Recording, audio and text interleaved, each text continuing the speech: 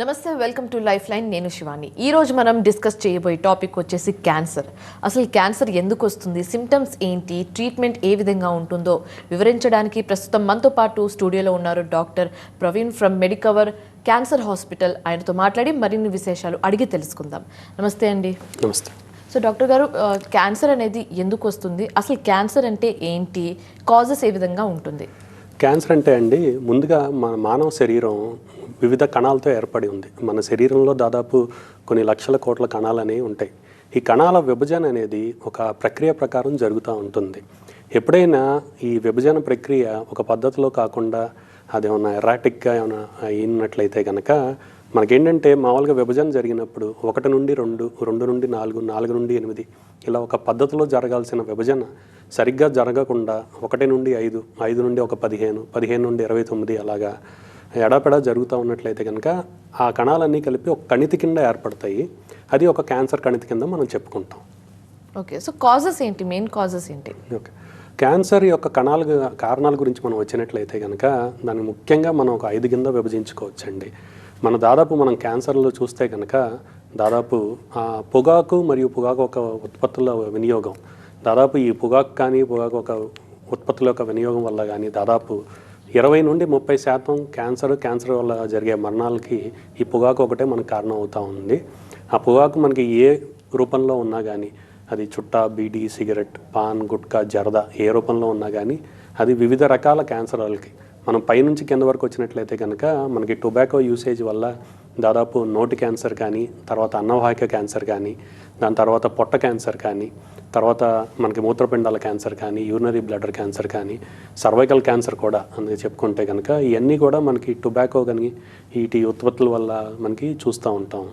రెండొక ముఖ్య కారణం మనకి మద్యపానం అండి, alcohol usage. So alcohol usage ఎక్కువగా ఉన్నా కానీ మనకి కేవలం బ్రెస్ట్ క్యాన్సర్ కానీ, అంతేకాకుండా లివర్ క్యాన్సర్ కానీ ఇలాగా వివిధ రకాల క్యాన్సర్లు కూడా మనం చూసే అవకాశం ఉంటుంది. మూడొక ముఖ్య కారణం మనం గుర్తుపెట్టుకోవాల్సింది ఏంటంటే ఊబకాయం వచ్చే కొద్దీ ఎప్పుడైనా కానీ మనం శారీరకంగా మనం వ్యాయామం కానీ లేదా ఆటలు కానీ లేకుండా మన బరువుని మనం అదుపులో పెట్టుకోకుండా ఉన్నట్లయితే కనుక తప్పకుండా ఆ వెయిట్ అనేది మనకు పెరుగుతూ ఉంటుంది. ఊబకాయం ఉన్న వాళ్ళు కూడా మనకి పెద్ద పేగు యొక్క క్యాన్సర్ కానీ లేదంటే నల్సర్లు అయిపోయిన వాళ్ళలో మనకి రొమ్ము క్యాన్సర్ యొక్క ముప్పు పెరుగుదల అనేది చూస్తాం. వీటితో పాటు మన ఆహారపు శైలిలో ఉన్న మార్పులు, మంచి ఆహారం తీసుకోకపోయినా కానీ మన చుట్టుపక్కల ఉండే కాలుష్యం కానీ, వాతావరణ కాలుష్యం కానీ ఇవన్నీ కూడా మనకి క్యాన్సర్లకి ముప్పు పెంచుతూ ఉంటాయి. వీటితో పాటు ముఖ్యంగా ఇంకొకటి గుర్తుంచుకోవాల్సింది ఏంటంటే కనుక వైరస్ ఇన్ఫెక్షన్స్ అండి. అతి ముఖ్యంగా చెప్పుకోవాల్సింది ఏంటంటే కనుక హ్యూమన్ ప్యాపిలోమా వైరస్. అంటే ఈ హ్యూమన్ ప్యాపిలోమా వైరస్ సోకినప్పుడు ఏంటంటే చాలా కాలం అది మనకి గర్భాశయపు ముఖద్వారం దగ్గర, సర్విక్స్ దగ్గర ఇన్ఫెక్షన్ ఉన్నట్లయితే కనుక అది ప్రమాదకరమైన సర్వైకల్ క్యాన్సర్ కింద దారిన తీసే అవకాశం ఉంటుంది. ఇదే కాకుండా హెపటైటిస్ బి వైరస్, మనందరం చిన్నప్పుడు టీకాలు వేయించుకుని ఉంటాము. సో హెపటైటిస్ బి వైరస్ కానీ, హెపటైటిస్ సి వైరస్ కానీ సోకినట్లయితే కనుక చాలా కాలం ఆ వ్యక్తిలో ఆ ఇన్ఫెక్షన్ బారిన పడి దాని ఇన్ఫెక్షన్ ఉన్నట్లయితే కనుక వాళ్ళలో కూడా మనకి లివర్ క్యాన్సర్ బారిన పడే అవకాశం ఉంటుంది. ఇదే కాకుండా వివిధ రకాల హెచ్ఐవి ఇన్ఫెక్షన్ ఉన్న వారిలో లేదంటే హెచ్డిఎల్వి ఇన్ఫెక్షన్ ఉన్న వారిలో కూడా నేను చెప్పినట్టు కొన్ని రకాల వైరస్ బారిన పడినట్లయితే కనుక వాళ్ళలో కూడా క్యాన్సర్ యొక్క ముప్పు ఎక్కువగా ఉంటుంది. దాదాపు నేను చెప్పిన ఈ 5 కారణాలు వల్ల మనకి క్యాన్సర్ యొక్క ముప్పు అనేది పెరుగుతూ ఉంది. ఇంతేకాకుండా జన్యుపరమైన కారణాలండి. చాలామంది పేషెంట్లు మనల్ని అడుగుతూ ఉంటారు, వాళ్ళ ఇంట్లో ఎవరైనా క్యాన్సర్ బారిన పడినట్లయితే, అంటే ఒక తల్లి క్యాన్సర్ బారిన పడినట్లయితే కనుక వాళ్ళ పిల్లలు వచ్చి అడుగుతూ ఉంటారు, సార్ మా అమ్మగారికి క్యాన్సర్ వచ్చింది, లేదంటే మా నాన్నగారికి క్యాన్సర్ వచ్చింది, మాకు కూడా క్యాన్సర్ వచ్చే ముప్పు ఉందా, అలాంటి ప్రశ్నలు అడుగుతూ ఉంటారు. కాబట్టి జన్యుపరమైన కారణాల వల్ల కూడా మనకి దాదాపు 3 నుండి 5% క్యాన్సర్లలో దాదాపు 3 నుండి 5% క్యాన్సర్లు జన్యుపరమైన కారణాల వల్ల మనకు వస్తూ ఉంటుంది.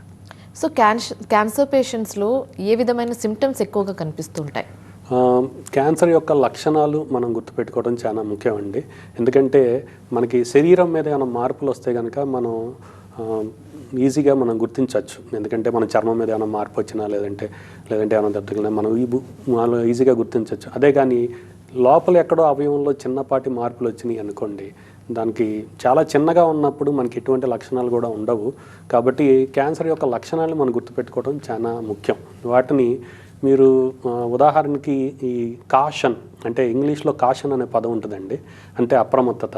దాన్ని గుర్తుపెట్టుకున్నట్లయితే కనుక మనకి దాని లక్షణాలు గుర్తుపెట్టుకోవచ్చు. మొదటగా సి అంటే కనుక changes in bladder and bowel habits, అంటే మన మూత్ర విసర్జన మల విసర్జన అలవాటులో మార్పు రావటం. ఇదివరకు మామూలుగా రోజుకి 1-2 సార్లు అయ్యేది మూత్ర విసర్జన, ఇప్పుడు ఏంటంటే 2-3 రోజులకు ఒకసారి కూడా అవ్వకపోవటం, లేదంటే ఎక్కువ సార్లు అవ్వటం. అలాగే మనం యూరిన్ వెళ్ళే అలవాట్లో కూడా మార్పు రావటం, changes in the bladder and bowel habit. రెండోది ఏ అంటే కనుక age sore that doesn't heal, అంటే శరీరం మీద ఏమైనా పుండు ఏర్పడి అది ఏమైనా తగ్గనట్లయితే కనుక, మామూలుగా మనకి ఏమైనా దెబ్బ తగిలినట్లయితే కనుక దాదాపు 1 వారం 2 వారాలు, మహా అయితే 1 నెల, షుగర్ ఉన్న పేషెంట్లు అయితే కొద్దిగా లేటుగా మనకి నయం అవుద్ది. కాబట్టి అదే కానీ మనకి 1 నెల 2 నెలలు 3 నెలలు కూడా అయ్యి ఆ పుండు యొక్క నయం అవ్వకపోతే కనుక మనం ఏమైనా దాంట్లో ఏమైనా మార్పు ఉందో లేదో చూసుకోవాలి. దాని తర్వాత అతి ముఖ్యమైనది ఏంటంటే కనుక అబ్నార్మల్ బ్లీడింగ్. ఎప్పుడైనా కానీ మన దగ్గులో కానీ, లేదంటే కనుక మన విరోచనంలో కానీ, లేదంటే యూరిన్ వెళ్ళేటప్పుడు కానీ మనం ఏమైనా రక్తం పడుతున్నట్టు గమనించినప్పుడు అనుకో తప్పనిసరిగా దాన్ని పరీక్ష చేయించుకుని దేనివల్ల వస్తుంది అనేది చూసుకోవాలి. దాని తర్వాత థిక్నింగ్ ఆఫ్ ద స్కిన్ అండి. మన చర్మం మీద ఏమైనా బాగా మందం ఎక్కువ పెరిగినా కానీ, లేదంటే అతి ముఖ్యంగా రొమ్ములో ఏమైనా వాపులు ఉన్నట్టున్నా కానీ, లేదంటే గడ్డలు ఉన్నట్టున్నా కానీ, వాపు ఉన్నట్టున్నా కానీ తప్పనిసరిగా చూపించుకోవాల్సిన అవసరం ఉంది.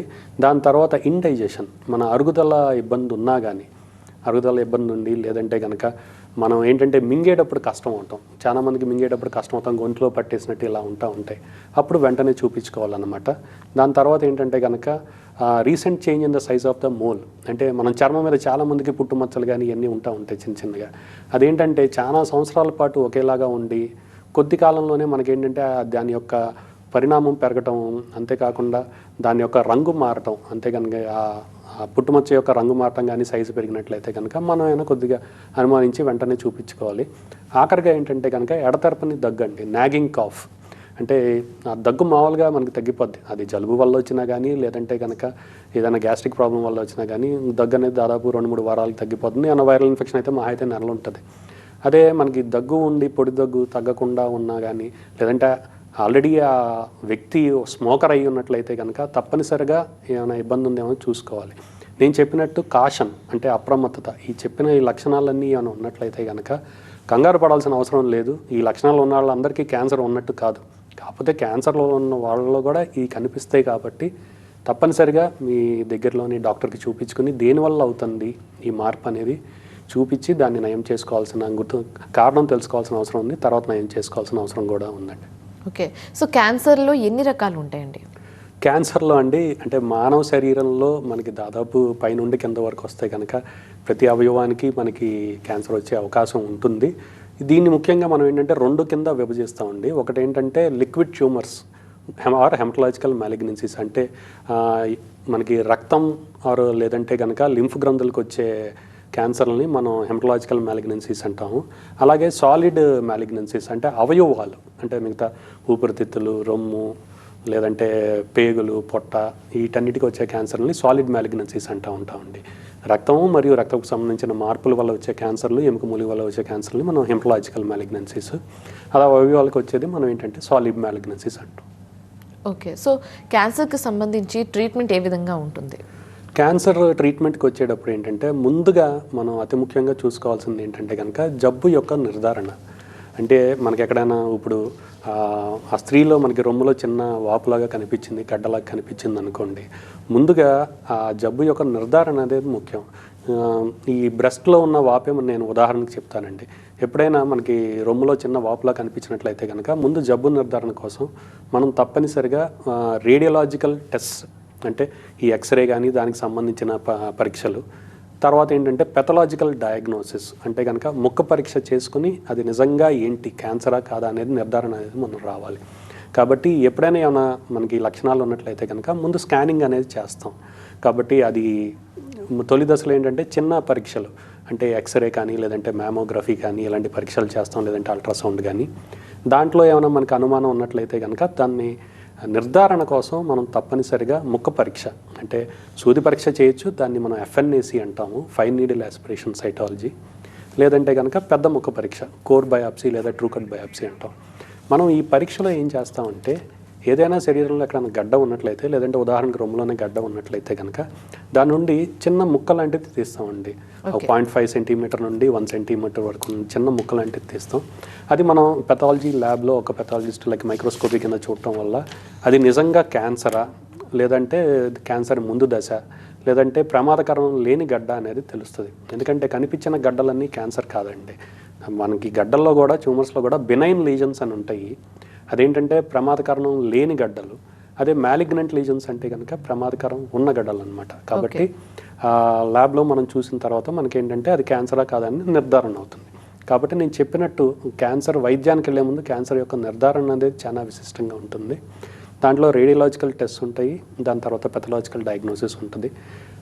ఆ ముక్క పరీక్షలో మనకి నిర్ధారణ అయిన తర్వాత మనం తప్పనిసరిగా స్టేజింగ్ అనేది చేస్తామండి.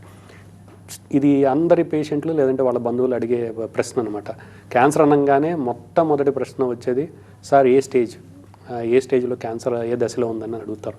కాబట్టి ఆ స్టేజింగ్ తెలుసుకోవడానికి మనం దానికి సంబంధించిన సిటీ స్కాన్ కానీ, కొన్ని జబ్బుల్లో అయితే కనుక పెట్ సిటీ స్కాన్ కానీ కూడా మనం చేస్తాము. ఇలా కాబట్టి ఈ పరీక్షలన్నీ ద్వారా మనకి అది ఎక్కడి నుంచి వచ్చింది క్యాన్సరు, ఏ రకమైన క్యాన్సరు, ఏ స్టేజ్ అనేది మనం తెలుసుకుంటాం. ఈ సమాచారం అంతా వచ్చిన తర్వాత మనం ఆ క్యాన్సర్ని ఎలాంటి వైద్యం చేయాలనేది మనం నిర్ణయిస్తామండి. కాబట్టి క్యాన్సర్ వైద్యం విషయానికి వచ్చినట్లయితే కనుక క్యాన్సర్ వైద్యంలో ముఖ్యంగా 3 విభాగాలు ఉంటాయండి. ఒకటి ఏంటంటే కనుక మెడికల్ ఆంకాలజీ. ఆ క్యాన్సర్ గడ్డని మందులతో, అంటే వివిధ రకాల మందులు ఉన్నాయండి. అది మనకి కీమోథెరపీ అంటారండి. క్యాన్సర్ని నయం చేసే మందుల్ని కీమోథెరపీ మందులు అంటాము. కేవలం మనకి ఇంజెక్షన్ రూపంలోనే కాదు, ట్యాబ్లెట్ల రూపంలో కూడా ఉంటాయి. ఈ రోజుల్లో అత్యధికంగా ఇమ్యూనోథెరపీ అని కూడా ఇస్తాము. అది నేను తర్వాత చెప్తాను. రెండవది అతి ముఖ్యంగా ఏంటంటే కనుక సర్జికల్ ఆంకాలజీ అండి. ఆ క్యాన్సర్ గడ్డని అత్యంత నైపుణ్యంతో కొన్ని క్యాన్సర్లో మనం వాటిని తీసివేస్తాం. కాబట్టి సర్జికల్ ఆంకాలజీ. మూడొక అత్యంత ముఖ్యమైన విభాగం ఏంటంటే రేడియేషన్ ఆంకాలజీ. ఇదేంటంటే కొన్ని రకాల క్యాన్సర్లో, ఉదాహరణకి మనకి సర్వైకల్ క్యాన్సర్ కానీ, లేదంటే నోటికి సంబంధించిన క్యాన్సర్లో కూడా రేడియేషన్ అనేది ముఖ్యంగా ఇస్తాం. ఈ 3 ముఖ్యమైన విభాగాలు. ఓకే డాక్టర్ గారు, కాలర్ రెడీగా ఉన్నారు. అనంతపూర్ నుంచి శ్రీరాములు. చెప్పండి శ్రీరాములు గారు, మీ ప్రాబ్లం చెప్పండి డాక్టర్కి. ఏమన్నా మా తెలిసిన ఫ్రెండ్ డైలీ వీక్ అయిపోతున్నాడు మనిషి. హలో చెప్పండి శ్రీరాములు గారు, చెప్పండి. మనిషి వీక్ అయిపోతా, అంటే వెయిట్ లెస్ జరుగుతా ఉంది. మీ వయసు అండి? 62. 65. చక్కెర వ్యాధి కానీ, లేదంటే బీపీ కానీ ఏమైనా ఉన్నాయా మీకు? షుగర్ ఉంది. Okay okay. ఏం పని చేస్తారండి మీరు? బీపీ ఉంది. ఓకే. నేను వెటనరీ డాక్టర్. ఎంత బరువు కోల్పోయారండి? చూసుకున్నారా మీరు? వీక్ అయిపోతున్నా అన్నారు, బరువు ఏమైనా కోల్పోయారా? ఈ మధ్య చూసుకోలేదు, చూసి అనిపిస్తుంది నాకు, అంటే మజిల్స్ వీక్ అవుతాం. అంటే తప్పనిసరిగా మీరు ఒకసారి దగ్గరున్న హాస్పిటల్కి వెళ్ళి ఒకసారి చూపించుకోండి. ఎందుకంటే వీక్ అవుతున్నారు అన్నారు, అంటే బరువు తగ్గుదల ఉందో లేదో చూసుకోలేదు. కాబట్టి మామూలు హెల్త్ చెక్ చేస్తారండి. అలాగో మీకు కంప్లైంట్ ఉంది కాబట్టి మామూలు హెల్త్ చెక్ చేస్తారు. అంటే వీక్ అవుతున్నంత మాత్రాన క్యాన్సర్ ఉందని కాదు. తప్పనిసరిగా మామూలు హెల్త్ చెక్ చేసినట్లయితే కనుక దగ్గరలోని డాక్టర్ మిమ్మల్ని తనిఖీ చేసి ఏమైనా అవసరం అయితే కనుక చిన్నపాటి పరీక్ష, ఛాతీ ఎక్స్రే, అల్ట్రాసౌండ్, అబ్డామిన్ చిన్నపాటి పరీక్షలు చేస్తారు, చూస్తారు. తప్పనిసరిగా దాంట్లో ఏమైనా మార్పులు ఉంటే అప్పుడు చూడొచ్చండి. కాకపోతే మీరు వెంటనే చూపించుకోవాల్సిన అవసరం అయితే ఉంది. రైట్. అయితే డాక్టర్ గారు, ఇందాక మీరు ట్రీట్మెంట్ గురించి చక్కటిగా వివరించారు. సో ట్రీట్మెంట్ తర్వాత పోస్ట్ ట్రీట్మెంట్ ఫాలోఅప్స్ ఏ విధంగా ఉంటుంది? ఎప్పుడైనా క్యాన్సర్ వైద్యం అయినప్పుడు అండి మనం ముఖ్యంగా ట్రీట్మెంట్ అంతా అయిపోయిన తర్వాత, వైద్యం తర్వాత కూడా తప్పనిసరిగా పేషెంట్ అనేవాళ్ళు ఫాలోఅప్ అనేది తప్పనిసరిగా 5 సంవత్సరాల పాటు చాలా జాగ్రత్తగా ఫాలోఅప్కి రావాలి. దీనికి ముఖ్య కారణం ఏంటంటే కనుక క్యాన్సర్ యొక్క దశని బట్టి మనకి తిరిగి వచ్చే అవకాశం అనేది ఉంటుంది. అదే మొదటి దశలో అనుకోండి, తిరిగి వచ్చే అవకాశం దాదాపు మనకి 5 నుండి 10% కంటే తక్కువే ఉంటుంది. అదే రెండో దశలో అయితే దాదాపు 20% ఉంటుంది. మూడో దశలో అయితే 30 నుండి 50% వరకు కూడా తిరిగి వచ్చే అవకాశం ఉంటుంది. కాకపోతే ఎప్పుడు ఆ తిరిగి వచ్చే అవకాశాన్ని మనం ఉన్నప్పుడు ముందుగానే గుర్తించడానికి, ఒకవేళ తిరిగి వచ్చినా కానీ మళ్ళీ ఆ జబ్బు అనేది మొదలైనప్పుడు ముందుగానే గుర్తించడానికి మనం తప్పనిసరిగా ట్రీట్మెంట్ అయిపోయిన తర్వాత కూడా మనం ఫాలోఅప్లో ఉండమని చెప్తూ ఉంటాము. మొదటి 2 సంవత్సరాలు ఏంటంటే దాదాపు చాలా క్యాన్సర్ల వరకు కూడా ప్రతి 3 సంవత్సరాలకు ఒకసారి పేషెంట్ అనేవాళ్ళు వస్తే కనుక కొన్ని రకాల రక్త పరీక్షలు స్కానింగ్ చేస్తాం. అదే 2 సంవత్సరాలు అయిపోతే కనుక దాదాపు చాలా వరకు క్యాన్సర్లు వచ్చే అవకాశం తక్కువ ఉంటుంది, తిరిగి వచ్చే అవకాశం. వాళ్ళలో ఏంటంటే కనుక ప్రతి 6 నెలలకు ఒకసారి, అలాగా 3 సంవత్సరాలు. కాబట్టి 5 సంవత్సరాల వరకు జాగ్రత్తగా ఫాలోఅప్లో అనేది ఉండాలండి. ఇంతేకాకుండా తప్పనిసరిగా వాళ్ళ జీవితంలో వచ్చిన మార్పుని వాళ్ళు తీసుకుని ఆహారంలో తగిన జాగ్రత్తలు తీసుకోవటం, వ్యాయామం కూడా చేయటం అనేది కూడా చాలా ప్రాముఖ్యం. సో క్యాన్సర్కి పర్టికులర్గా ఏజ్తో సంబంధం ఏమైనా ఉందా అండి, లేకపోతే ఇర్రెస్పెక్టివ్ ఆఫ్ ఏజ్ ఉంటుందా క్యాన్సర్? క్యాన్సర్కి వయసుతో పరిమితం అనేది ఏమీ లేదండి. కొన్ని రకాల క్యాన్సర్లు అనేవి మనం చిన్న వయసులో కూడా చూస్తాం. కాకపోతే వయసు పెరిగే కొద్దీ క్యాన్సర్ యొక్క ముప్పు అనేది పెరుగుతూ ఉంటుంది తప్పనిసరిగా. ఎందుకంటే పెద్ద వయసు వాళ్ళలో క్యాన్సర్ యొక్క ముప్పు అనేది ఎక్కువగా ఉంటుంది.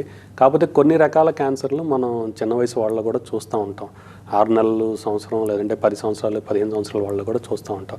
అవి ఏంటంటే ముఖ్యంగా వాళ్ళలో ఈ వాతావరణం లేదంటే ఆరోగ్యం మార్పుల కంటే కూడా జన్యుపరమైన మార్పుల వల్ల ఎక్కువగా క్యాన్సర్లు మనం చిన్న వయసు వాళ్ళలో చూస్తూ ఉంటాం.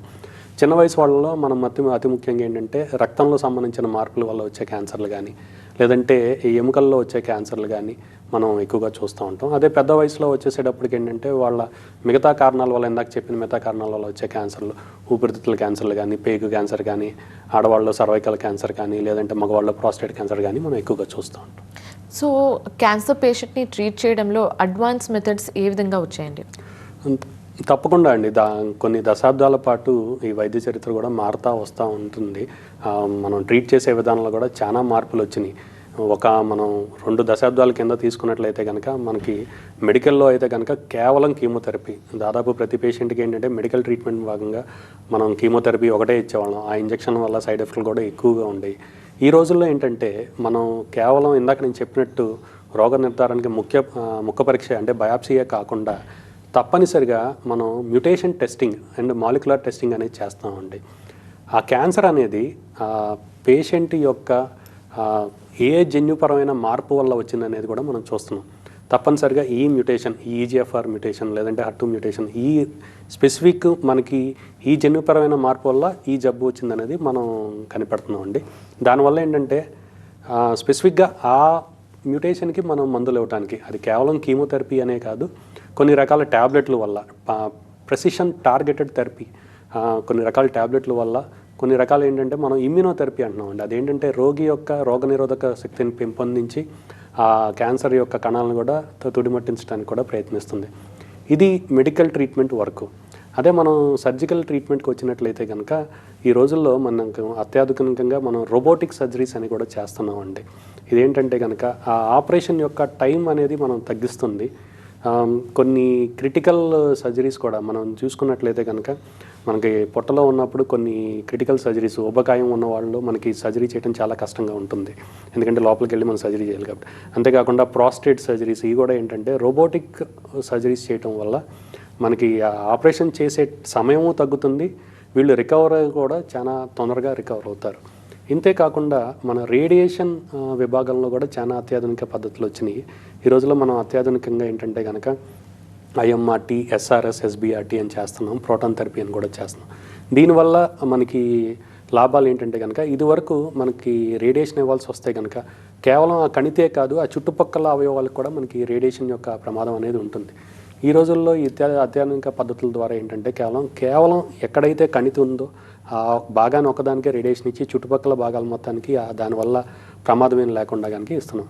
కాబట్టి ఇలాగ అన్ని భాగాల్లో అండి, అటు మెడికల్ భాగంలో, సర్జికల్ భాగంలో, రేడియేషన్ భాగంలో కూడా చాలా అత్యాధునిక పద్ధతులు వచ్చినాయి. దీనివల్ల ఆ పేషెంట్ యొక్క జీవన విధానం చాలా మెరుగుపడింది. తొలి దశల్లో అయితే కనుక మనం పూర్తిగా నయం చేసుకుంటున్నాము. అలాగే మనం అడ్వాన్స్డ్ దశలో కూడా ఆ పేషెంట్ యొక్క ఆయుర్దాయం మనం కొన్ని సంవత్సరాల వరకు కూడా కాపాడగలుగుని వాళ్ళకి ఒక మంచి జీవితాన్ని ఇచ్చే అవకాశం ఉంది. So precautions is better than cure అని చెప్తూ ఉంటారు. సో క్యాన్సర్ రాకుండా ఉండేందుకు ఎలాంటి జాగ్రత్తలు తీసుకుంటే బెస్ట్ అని చెప్తారు? తప్పనిసరిగా అండి, మీరు చెప్పిన స్టేట్మెంట్కు న్యూ వాళ్ళు కరెక్ట్. అది prevention is always better than cure.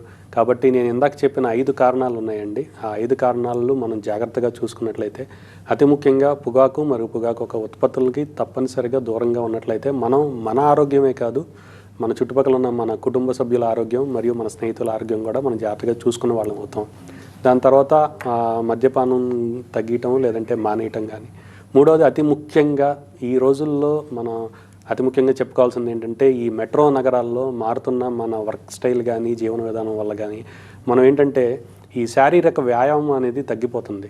మన చిన్నప్పుడు అంటే కనుక చిన్నప్పుడు ప్రతి ఒక్కళ్ళు ఆటలు ఇవన్నీ మన స్కూల్ జీవితంలో ఒక భాగం. ఈ రోజుల్లో మనం చూసినట్లయితే అందరూ ఈ వీడియో గేమ్స్ ఇవన్నీ ఎక్కువ చూస్తూ ఉన్నాం.